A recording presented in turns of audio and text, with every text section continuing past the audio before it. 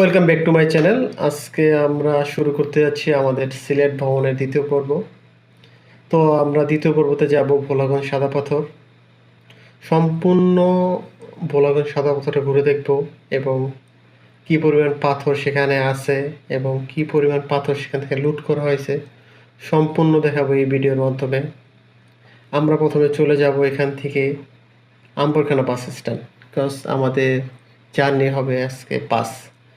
তো আমরা আজকে বিআরটিসি বাসে করে আম্বরখানা পয়েন্ট হতে ভোলাগঞ্জ সাদা পাথরের উদ্দেশ্যে রওনা দেব।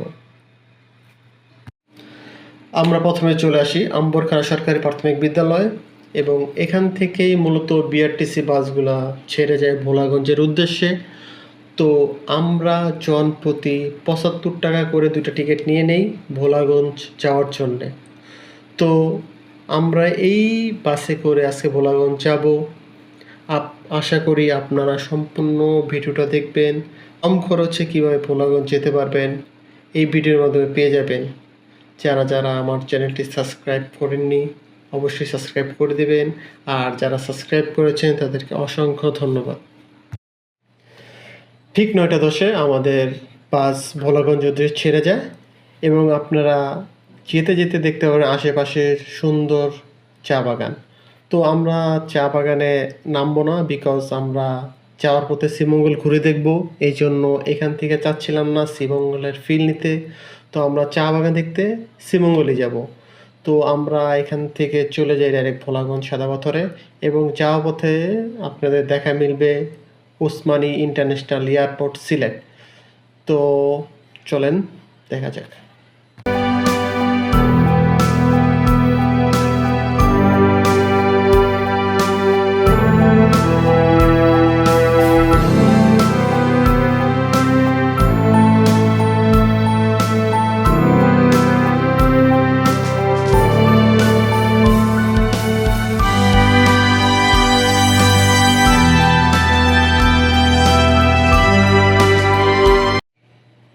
আপনারা সামনে যে পাহাড়গুলো দেখতে পাচ্ছেন আসলে এটা বাংলাদেশের মধ্যে একটিও নয়, সবগুলাই ভারতের মেঘালয় রাজ্যে।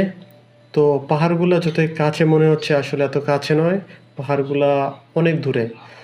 তো আমরা একটা জিনিস লক্ষ্য করলাম, সেটা হলো ভোলাগঞ্জ সাদা পাথর যাওয়ার একটু আগেই আমাদের দেখা মিলল হয়তোবা এখানে একটা রিসোর্ট হচ্ছে।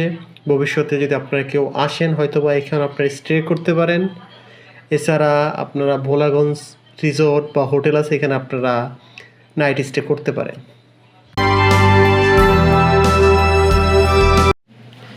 দীর্ঘ ১ ঘন্টা ৩০ মিনিট পর আমরা চলে এসে আমাদের কাঙ্ক্ষিত গন্তব্য ভোলাগঞ্জ সাদা পাথর। আপনারা বাস থেকে নেমে দেখতে পারবেন অসংখ্য এখানে দোকান আছে। তো এই দোকান থেকে আপনারা চাইলে গেঞ্জি প্যান্ট মানে গোসল করার জন্য ভোলাগঞ্জ সাদা পাথর নিতে পারবেন।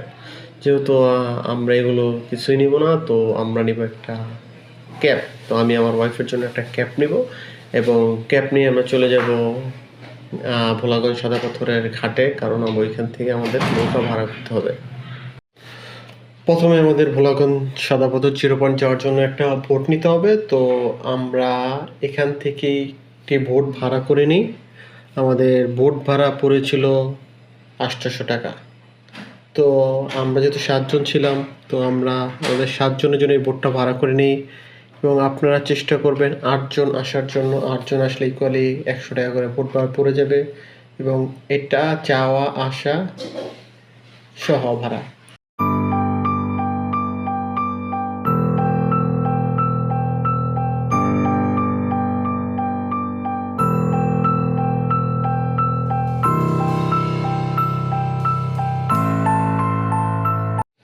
আমরা আশেপাশে সৌন্দর্য দেখতে দেখতে চলে যাব ভোলাগঞ্জ সাদা পাথর। ভোলাগঞ্জ সাদা পাথর মূলত পিআইন নদীর তীরে অবস্থিত। তো এটা নিয়ে আপনাদের একটা ছন্দ হয়ে যাক। ছন্দটা হলো পিআইন নদীর নীল জল, সাদা পাথরের টলমহল, পাহাড় নদীর মায়াবী খেলা, ভোলাগঞ্জ স্বপ্নের মেলা।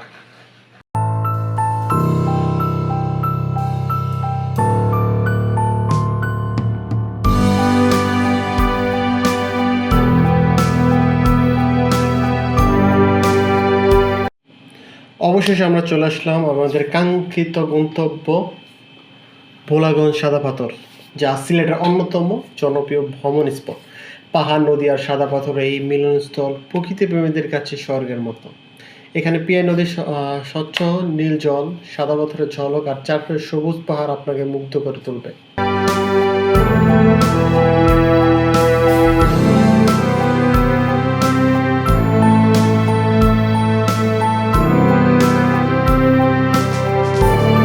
৳100 বিনিময়ে এই লকারে আপনারা আপনাদের প্রয়োজনীয় জিনিসপত্র রাখতে পারবেন। আর এই যে সিটগুলো দেখতেছে, এখানে ৳100 বিনিময়ে আনলিমিটেড বসে থাকতে পারবেন।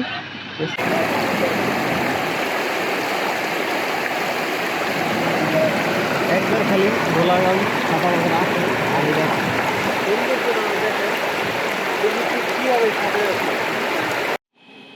এবং শেষে আমরা ঘুরে দেখব ভোলাগঞ্জ সাদা পাথর থেকে মূলত পাথর কোথা থেকে উঠানো হয়েছে, তো ওইটা আপনাদেরকে দেখাবো। তো আপনারা আমার সঙ্গেই থাকুন এবং শেষ পর্যন্ত দেখুন। অবশ্যই আপনাদের একটি ইনফরমেশন দেওয়ার চেষ্টা করব ভোলাগঞ্জ ভ্রমণের।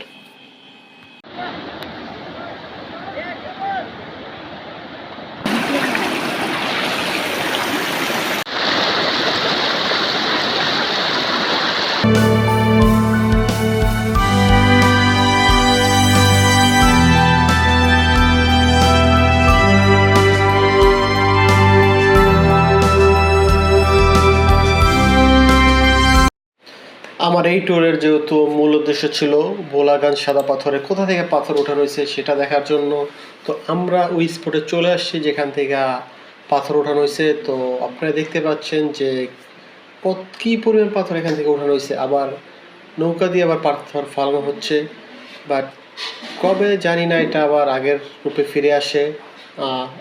আরেকটা কথা বলে রাখি যে পর্যটকও কিন্তু আগের থেকে অনেক কম, তো আমরা দেখেছিলাম অনেক কম পর্যটক, এবং আমরা চাই আমাদের ভোলাগঞ্জ সাদা পাথর আগের রূপে ফিরে আসুক।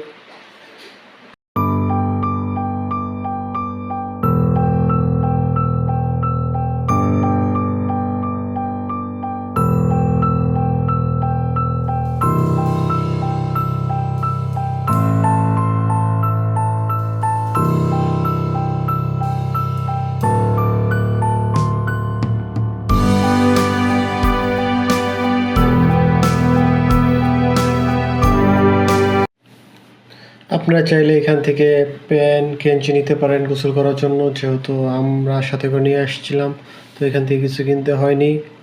এবং আপনারা যাওয়ার পথে এই দোকানগুলো থেকে কিছু কিনে নিয়ে যেতে পারবেন। তো আমার তুলনায় দামটা বেশি মনে হচ্ছিল, তাই আমি শুধু এক প্যাকেট চকলেটই কিনি এখান থেকে।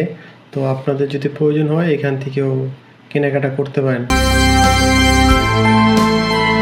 যারা যারা আমার প্রথম ভিডিওটি দেখেননি, ডিসক্রিপশনে আমার প্রথম ভিডিওর লিঙ্ক দিয়ে দেওয়া হবে, এবং সবাই আমার ইউটিউব চ্যানেলটি সাবস্ক্রাইব, লাইক, কমেন্ট, শেয়ার করে দেবেন। Thank you.